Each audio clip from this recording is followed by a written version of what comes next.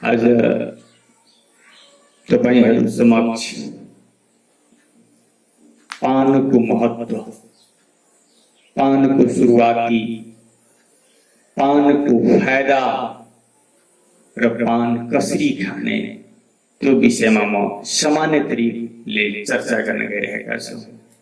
जुन हाम्रो यो हेर्नुस् यो पान हो, यो पानको पात हो, हरियो प्रकृतिले दिएका यी सुन्दर मानव जातिको लागि सुनौलो उपहार यो पान हो, पानको पात।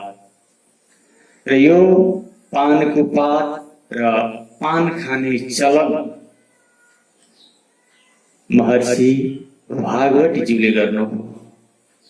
जो जसलाई हेर्नुहोस् यदि पान खाइरहेको छ भने बुझ्नु होला यो भागवत ऋषिको शिष्य हो। तर आधुनिकता, मान्छे कृत्रिमता र आफ्नो शैलीलाई परिवर्तन गर्ने क्रममा पान खाने चलन, पान खाने विधिलाई पनि कृत्रिम बनाइदियो।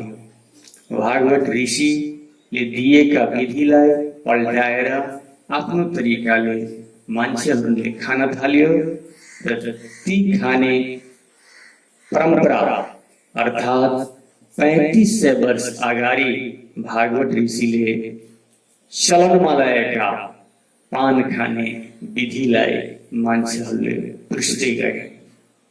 त म तपाईहरुलाई भन्न चाहन्छु कि यो हेर्नुस् यो पानको पात हो। भागवत ऋषि भन्नुहुन्छ कि पानको पात, पान खाँदा यो हेर्नुस् यो पान यो तपाईको यो पानको पात छ, यो भनेको चुना हो। चुना तपाईको सानो सानो मटरको दाना जस्तै चुन राखेर यसमा हाल्दिनुस् र यो खाली पेट या खाना खाइसकेपछि यो तरिकाले पान खाइदिनुस्।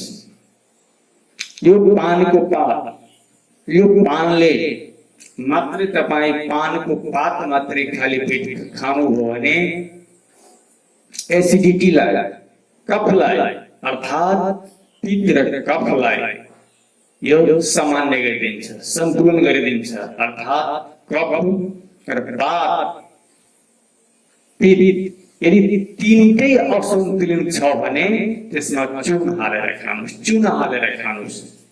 पानको पातले पित्त र कफलाई नियन्त्रण गर्छ भने त्यसमा चुना हालिदिनु हो भने तपाईको वात प्रकृतिलाई सन्तुलनमा ल्याइदिन्छ। क्याल्सियम, चुन भनेको त्यसमा क्याल्सियमको खजाना, संसारमा क्याल्सियमको खजाना भनेको चुन।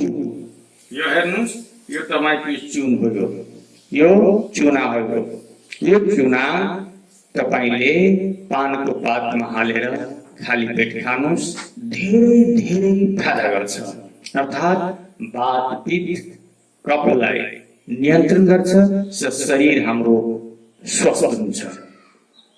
जनरली 40 देखि लिएर 45 वर्ष पछि हाम्रो शरीरमा क्याल्सियमको मात्रा घट्दै जान्छ, भिटामिनहरूको मात्रा घट्दै जान्छन् र खास गरेर आमाहरूको मासिक धर्म अनियमित रूप हुन्छ र जनरली 45 कटिसकेपछि मासिक पिरियड बन्द हुन्छ। प्रकृतिको देन हो र उहाँहरूलाई सबभन्दा बढी क्याल्सियम, सबभन्दा भिटामिनको कमी हुन्छ। ती क्याल्सियम र भिटामिनलाई पूरा गर्नको लागि आमाहरूले सामान्य चामलको दाना, मटरको दानाको रूपमा तपाई दालमा मिक्स गरेर खानुस्, तरकारीमा मिक्स गरेर खानुस्, पानीमा मिक्स गरेर खानुस्, चुना अवश्य खानुस्। यसले भागवत ऋषि भन्नुहुन्छ कि आमाहरूले 45 वर्ष पछि चुना यदि खानुभयो भने उहाँको शरीर हष्टपुष्ट हुन्छ। हुन त पूर्ण रूपले क्योर गर्दैन उहाँले भन्नुहुन्छ, तर तपाईको भएका जुन प्रब्लमहरू छ यी चुनाले कन्ट्रोल गर्छ। र बिहान हामीले पानको पातमा चुना हालेर खानु भने समस्त रोगको इलाज यो भित्र लुकेको छ। तर जसरी जसरी समय बित्दै गए मान्छेहरूले अनेक सामग्रीहरू त्यो पानको पातमा हालेर खान थाल्यो। याद गर्नुहोला, पानको पातमा बागवट ऋषिले भनेका कुराहरू पानको पातमा चुन हाल्नुहोस्। अलिकति स्वादिष्ट यदि गर्नु छ भने उहाँले भन्नुहुन्छ कि सोप हाल्नुहोस्। अझ त्यसलाई राम्रो गर्नु छ भने त्यसमा तपाईँ इलायची हाल्नुहोस्, नारियल हाल्नुहोस्, अरू केही नहाल्नुहोस्।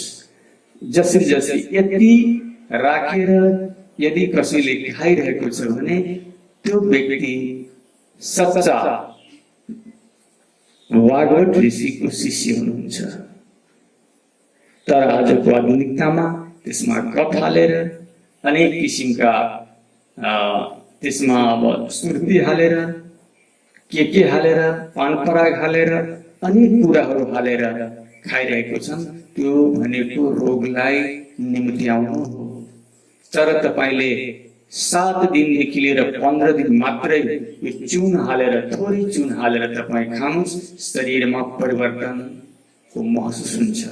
तर बजारमा पाउने एउटा बिजनेसको रूपमा चलन चलिलो मान्छेहरूले आफ्नो पान खाने, जिब्रो ओठलाई रातो गर्ने र म केही हुँ भनेर पहिचान दिनको लागि मान्छेले चलाएका चलन हुन्। तर भागवत ऋषिको शास्त्रमा चुन मात्रै अंकित छ,